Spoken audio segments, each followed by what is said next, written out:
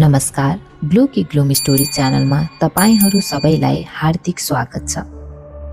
एउटा पुरानो र भिडभाडयुक्त गल्लीभित्र रहेको त्यो रहस्यमय अपार्टमेन्टको फ्ल्याट नम्बर 404 मा समीर एक्लै बस्थ्यो। मङ्गलबार बिहान जब उसको आँखा खुल्यो, कोठामा घोर अन्धकार थियो। उसले हत्तपत्त घडी हेर्यो। बिहानको 7:30 भइसकेको थियो, तर झ्यालको पर्दा हटाएर हेर्दा बाहिर मध्यरात जस्तै कालो बादल र चकमन्न सुनसान सडक मात्र देखिन्थ्यो। न त चराचुरुङ्गीको कुनै आवाज थियो, न त गाडीको हर। सुरुमा उसलाई मौसम बिग्रेको होला जस्तो लाग्यो, तर जब दिउँसोको 12, दिउँसोको 3 र बेलुकाको 7 बज्दा पनि बाहिर अलिकति पनि उज्यालो भएन, तब समीरको मुटुको धड्कन तीव्र रूपमा बढ्न थाल्यो।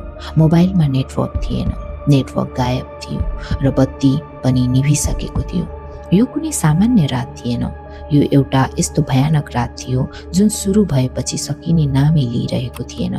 जति जति समय बित्दै गयो, अपार्टमेन्टभित्रको हावा एकदमै भारी र बाक्लो हुन थाल्यो। समीरलाई सास फेर्न गाह्रो भइरहेको थियो। मानव हावामा अक्सिजन होइन, कुनै कडा, विषाक्त र चिसो ग्यास भरिएको छ। कोठाभित्रको तापक्रम बिस्तारै घट्दै गयो, तर यो सामान्य जाडो थिएन। यो यस्तो कठ्याङ्ग्रिने चिसो थियो जसले समीरको हड्डीभित्रसम्म छोएको थियो।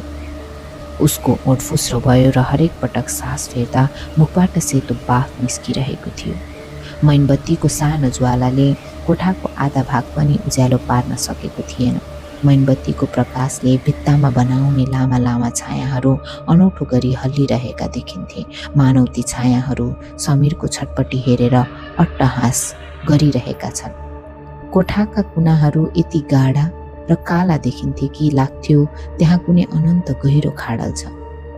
24 घण्टा बितिसक्दा पनि बाहिर अझै रात नै थियो। अब अपार्टमेन्टभित्र अनौठा र डरलाग्दा आवाजहरू गुन्जिन थाले। भान्सा कोठामा राखिएको खाली गिलास आफै सरेको आवाज आउन थाल्यो।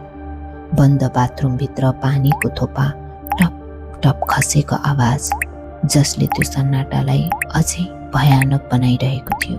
र सबैभन्दा डरलाग्दो कुरा, बेडरुमको सिलिङबाट कसैले बिस्तारै तिखा औँलाहरूले कोरेको जस्तै चिर आवाज आइरहेको थियो।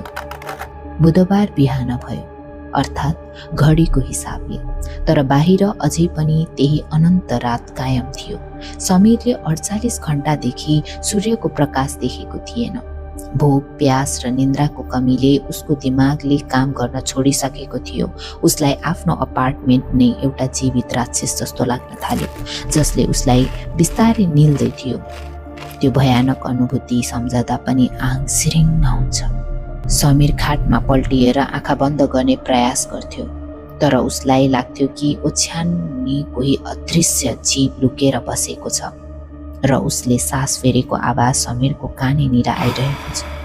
जब उसले छ्यालबाट बाहिर हेर्थ्यो, कुहिरो र अन्धकारको बीचमा सडकका बत्तीहरू पग्लिएर रगत जस्तै बगिरहेको विभत्स दृश्य देखिन्थ्यो। बत्ती नभएकाले उसले ऐनामा आफ्नो अनुहार हेर्न मोमबत्ती नजिकै लग्यो। ऐनामा उसले आफ्नो अनुहार त देख्यो, तर ऐनाभित्रको समीरको आँखा एकदमै कडा, शून्य र कालो थियो, र उसको ओठमा एउटा क्रूर एवं डरलाग्दो मुस्कान थियो।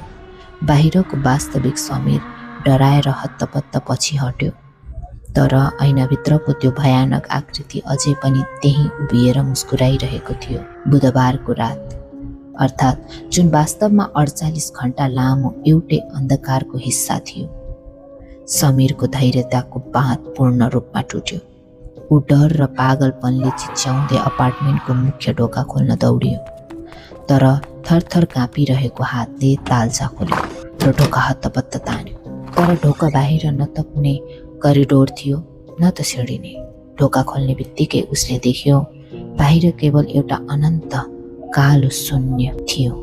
न त जमिन थियो, न त आकाश, केवल एउटा भयावह खालीपन, जहाँबाट कतै टाढा रोइरहेका र छटपटाइरहेका मानिसहरूको आर्तनाद गुन्जिरहेको थियो। त्यो अपार्टमेन्ट अब काठमाडौँमा थिएन, त्यो त संसार र समयको सीमाभन्दा धेरै टाढा एउटा यस्तो दुष्ट आयाममा पुगिसकेको थियो जहाँ कहिल्यै बिहान हुँदैन थियो। तर समीरले अन्तिम हिम्मत जुटायो।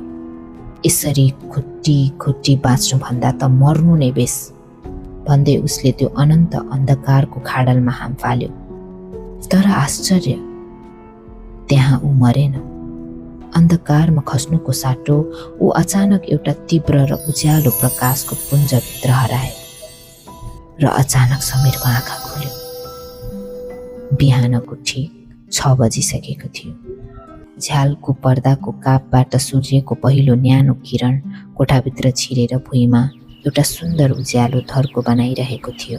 ओछ्यानमा पल्टिरहेको समीरका लागि आजको यो बिहान साँच्चै फरक थियो। आज उसलाई कम्बल ओढेर संसारबाट लुक्न मन लागेन। उसले बिस्तारै कम्बल हटायो र ओछ्यानबाट उठेर सिधा झ्यालको नजिक गयो। उसले पर्दा सरर तान्यो। आज बाहिरको उज्यालोले उसको आँखा बिजाएन।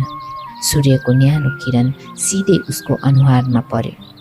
उसले लामो र गहिरो श्वास फेर्यो। महिनौदेखि छातीमा बाँधिएको त्यो मानसिक तनाव र गरौँ ढुङ्गा आज अचानक पग्लिएर गएको जस्तो उसलाई महसुस भयो।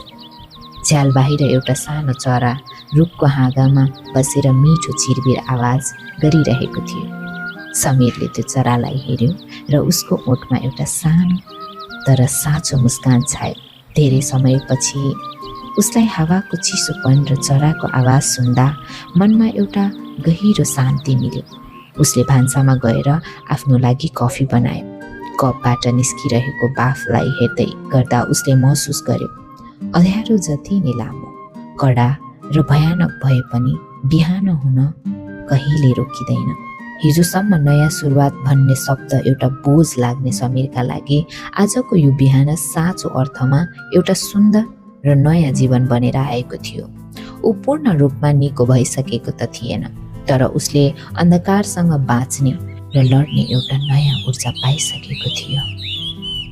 तपाईलाई यो कथा कस्तो लाग्यो? कृपया कमेन्टमा जरुर लेख्नुहोला।